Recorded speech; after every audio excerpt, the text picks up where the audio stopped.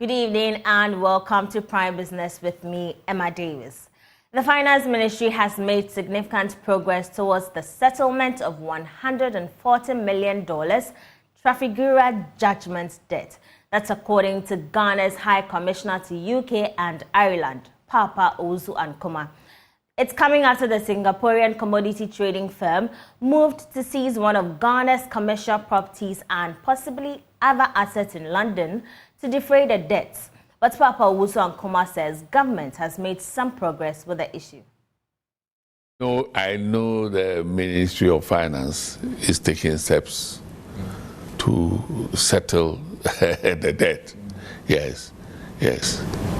And would you say that never again? Because for you, the worry and the tag. No, I would not say. I would not say never again. You know, don't forget that I've also been Attorney General before, and I appreciate some of these things. I mean, there are cases you believe that there are cases that you should fight to the teeth. You know, sometimes. It's a matter of principle. You need to take a stand in respect of certain matters. So, yes, I would say that, well, let's hope never again do we have it. I mean, as a senior counsel as well, some would say that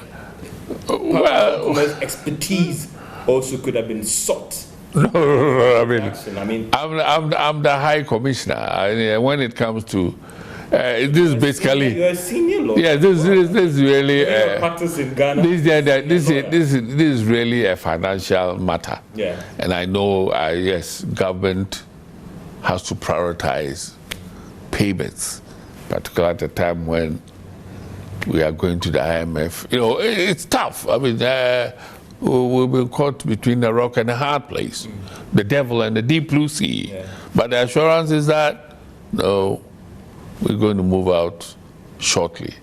And I'm sure when you go home and you talk to the finance minister, well, confidentiality accepting, he may give you an update on it. I mean, A senior finance lecturer at the University of Cape Coast Business School, Sairam Kawo, says he strongly agrees with the view of Fitch Ratings that the Bank of Ghana's foreign reserves will hit $7.7 billion in 2025.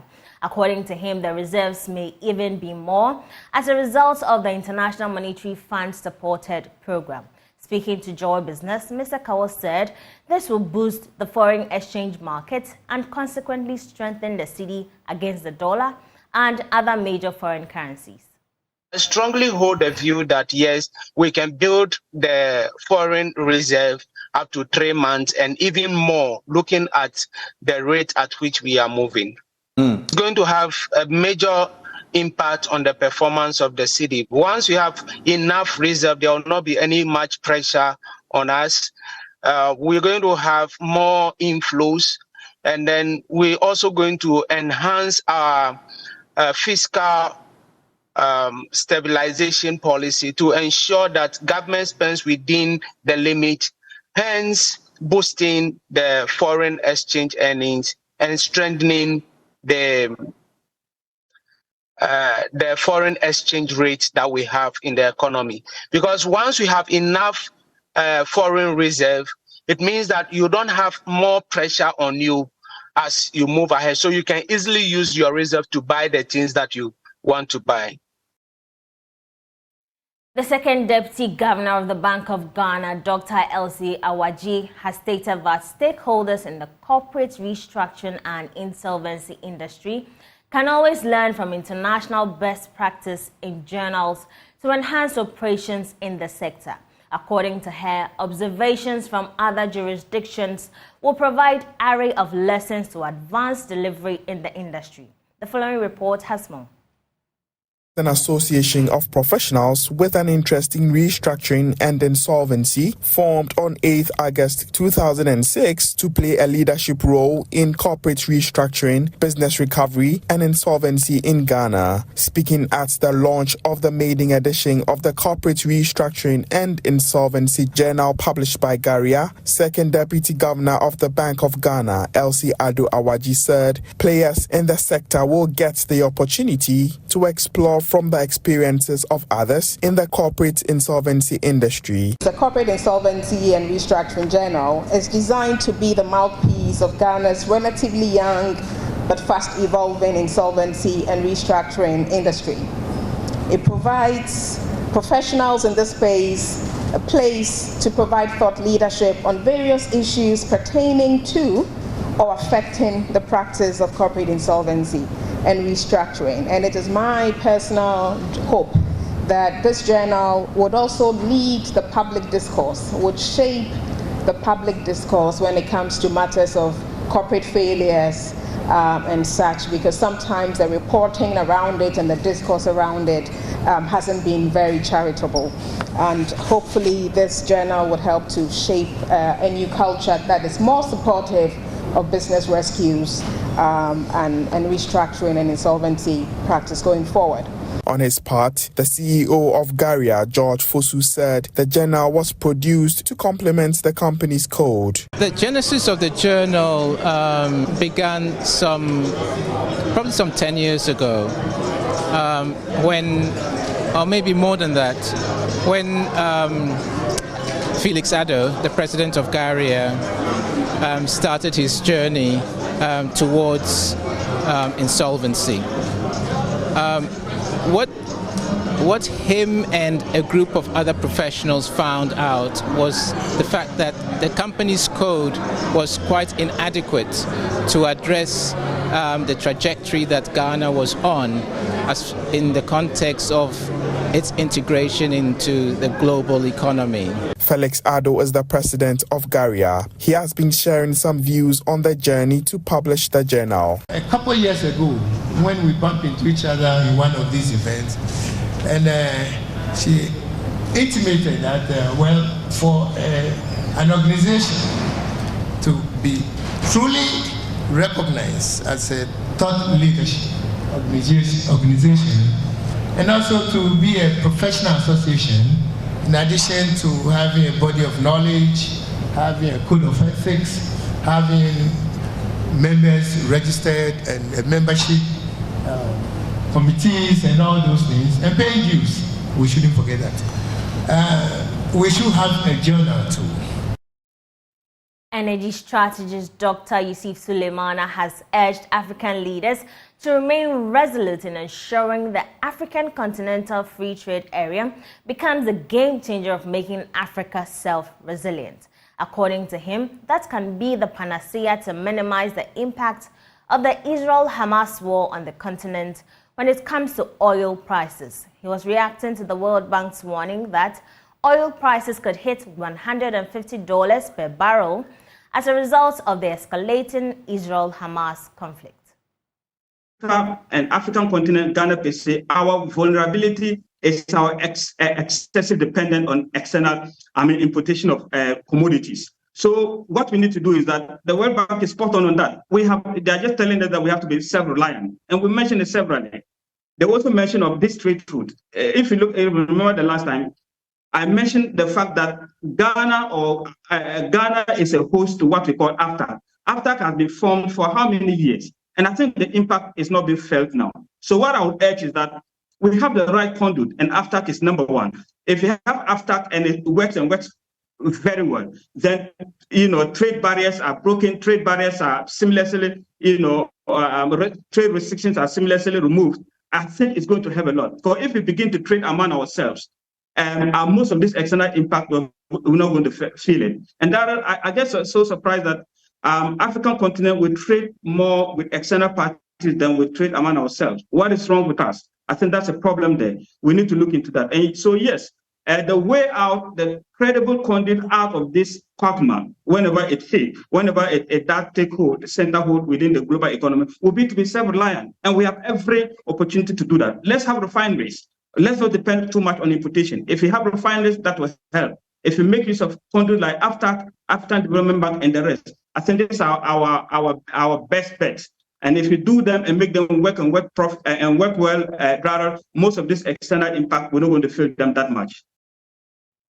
Now, British Airways is ruling out any plan to move all its Accra-Heathrow flights to Gatwick, following the introduction of the Gatwick-Accra-Gatwick route 3 times a week. British Airways in 2021 announced decision to move flights from the premium Heathrow Airport to Gatwick, a decision that was seriously rejected by government. There are fears that this new Gatwick operation is part of a grand scheme to return to that plan that was abolished. But in an exclusive interview with Joy Business in London, Chief of Planning and Strategy at British Airways, Neil Alan Chenoff, says there was no such plan on the table. Ultimately, what we were looking to do was to be able to grow our capacity between London and Ghana. And by adding those 3 additional frequencies, we were able to increase our seats by about 35%.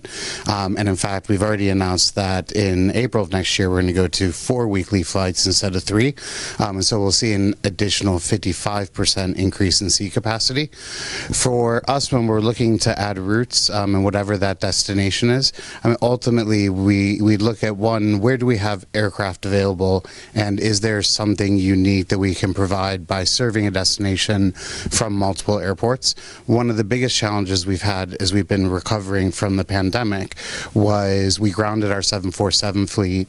We currently have 12 less long-haul aircraft than we had pre-pandemic, and so often finding aircraft to be able to grow is really challenging for us.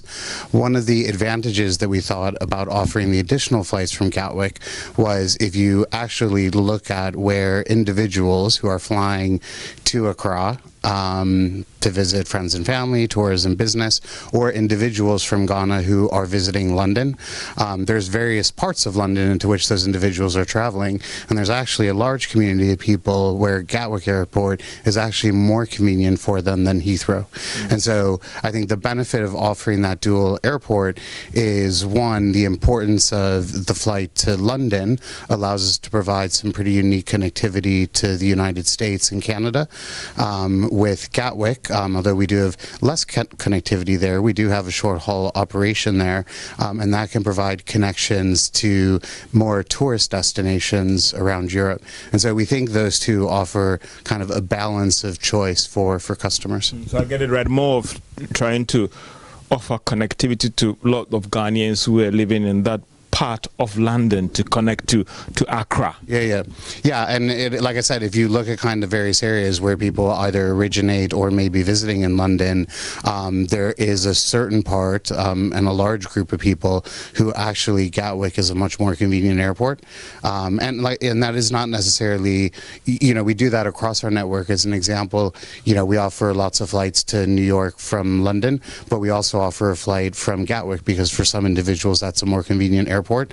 Similar thing to Cape Town, similar thing to Las Vegas, to Orlando, and so it is something we do across the system. Let's talk about price, and I know that for you it's about the routes, and price could be another responsibility, but again, what is the price difference? If I'm flying to Heathrow and Gatwick, is there any differential in terms of pricing, or it's virtually the same? For some normal passenger, they'll be thinking about price being a major decision in taking that decision to fly or not to fly. Look, I think price is very dynamic in the market. It depends what other airlines are offering a price, and also very dependent on supply and demand. Now, it is true that Gatwick as an airport is a less expensive airport in which to fly into, and so the cost that passengers or airlines pay at that airport is much less than Heathrow. Heathrow is one of the most expensive airports in the world, and ultimately that does end up in the ticket price. You probably would, or Mauritius recently moved their flight from Heathrow to Gatwick, and maybe part of that was around that. But one of the other things too is that if you look at the aircraft that we fly, so we're flying the 350 from Heathrow, and we're flying a 777 from Gatwick. That 777 has more economy seats. It's less premium heavy, and so that should offer kind of more access, particularly for those who are trying to fly into economy, better pricing because there'll be more seats in the market for them. So I get the fact that if someone is flying from Gatwick to Accra, it will be less expensive than flying from Heathrow to Accra. Well, I think, like I said, pricing is very dynamic and it depends a bit on demand. But because if you look at the way, ultimately what in an airline price is what the airline charges, but then what the airport charges on top of that. And what the airport charges on top of that is less expensive at Gatwick than at Heathrow. You mentioned Air Mauritius moving from Heathrow to Gatwick. For a lot of Ghanaians and for people who are flying from Accra to London, there's a history, and they are worried about your plan to offer more options for people who are flying to London. They fear that there could be a future plan where people who are flying from Accra to London will lose the Heathrow route, and there's a history. And so how do you diffuse those who are worried about the fact that maybe there is a grand plan in the future that people flying from Accra to London will lose the access to the Heathrow route? Look, I can guarantee there is no plan to sort of start the route from, let's say, Gatwick and move the Heathrow route over to Gatwick. We've been flying to Ghana for 86 years. I looked that up recently. And look, there was a time, this goes back, I believe, 2 years ago, where we looked to move the Heathrow route to Gatwick.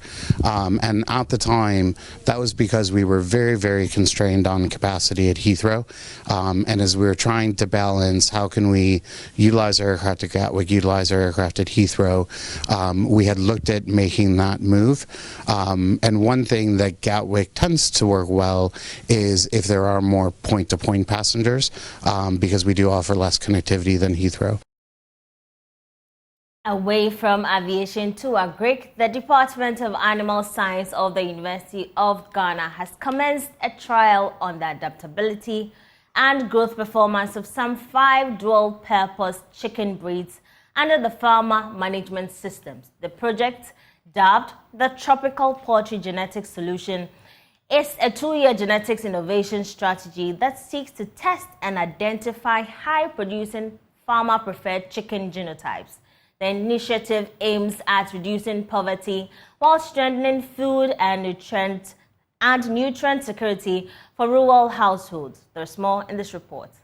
Despite Ghana's poultry industry suffering varied setbacks in recent years, the demand for poultry products is on ascendancy. Reports suggest about 80% of local poultry keepers depend on indigenous scavenging chickens, which have low meat and egg producing potential.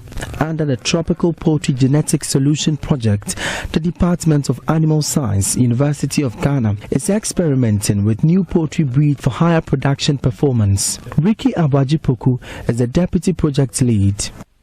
The performance of these local indigenous chickens are quite poor in terms of productivity. Small body weight, give you fewer eggs, even though they are adaptive to the environment. So there was the need to research into how best we can improve these breeds, local breeds, blend them with some of the commercial, and then get good performing birds. But when you do those engineering, you need to do some trial on field, because you've done the engineering all right, but it might not necessarily work on the field. You understand? So there was the need for us to do this field trial to see the adaptiveness of these new breeds that we are bringing on board. The new breeds are a hybrid of exotic and indigenous poultry species reared for both meat and eggs. Dr. Raphael Ayizanga is with the Department of Animal Science, UG. We are going to try Sasso, Noela, Habad 1, Habad 2, and then Kuroila, which, so the first phase we had Habad, which we mixed up, and then Kuroila. This time we are adding 3 more, the Sasso, the Noela, and we are going to separate the Habad into Habad 1 and 2. We are trying all these lines because they have been tried elsewhere and found they have increased body weight. Weight at maturity has been much bigger than what we had, and then they are also laying more eggs. And we thought this one will give our farmers more money. What we have now, they are adapted more to our low input systems. Therefore, they don't give us as much as we want. And we want to move away from, as I said earlier, farming as a way of life to farming as a business or a model for poverty alleviation. Ashanti Regional Livestock Officer Ajman Prempo Fori is upbeat about the project's benefits for the region. With this intermediate base, the little feed you give, the little care you give, it is also giving you the maximum yield you want.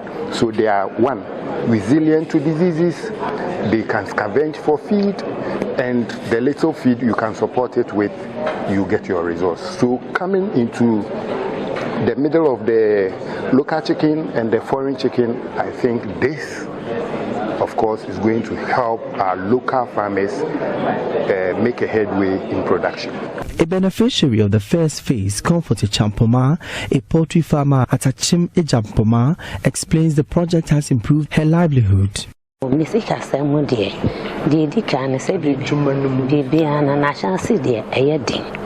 Nti aba mfiti ase no na eye den kakra but meton ye na menye ska no sa de ehiem. It wasn't easy initially, but I was able to make profits to invest into the business. I have more birds for sale in December. Nti na me hu nchele me wo musa. Okay, let's say the faso be profit in The trial is expected to be conducted across 7 regions under 3 agroecological zones, including the transitional, forest and coastal savanna zones. For Joy News, my name is Emmanuel Bright Kweku. Senior Investment Promotion Officer at Research Division of the Ghana Investment Promotion Center, Edmond Ofoli Onyame, has called on businesses in the Bono region to collaborate with the Center for Profile Businesses and scale them up to attract the required investors. Speaking at a business forum in Tunyane, Mr. Ofoli said the collaboration will also help them project unknown businesses and address challenges affecting their businesses. Precious Sebevo has the rest of the story. The Ghana Investment Promotion Center GIPC Regional Sensitization Tour in Sunyani brought together industry players, including the Regional Coordinating Council and assemblies, for education on the functions of the center. The forum, supported by the World Bank, also aimed at identifying investment opportunities in the Bono region and showcasing them to investors, as well as encouraging chiefs on the need to make lands available for investment purposes, among others. According to the GIPC's Senior Investment Promotion Officer, Research Division, Edmond Ofoli Onyame, local businesses must be positioned in a way that offers confidence to investors, hence the need for collaboration to profile businesses. We would like to be able to, like I mentioned, scale up those businesses through investment profiling.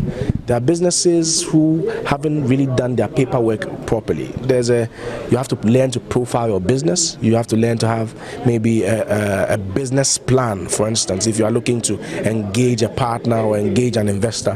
The local business must have those things ready so that the investor can have some comfort and confidence in dealing with you as a local business. So it's one of the reasons why we are here, to ensure that these businesses are upskilled in that sense, and then they can provide us the documentation we'll be needing to showcase to investors at large. He advised businesses to do due diligence on business models to ensure sustainability. Every time we want to set up businesses, we give ourselves a number of years of research. We have to do good due diligence you have to look at the terrain, you have to look at the sector that you are focused on, and ensure that you meet the needs of that sector. So for instance, if you're in the tomato sector and you want to process tomato, you must have done some legwork and research on the processing of tomato and where to source your raw material.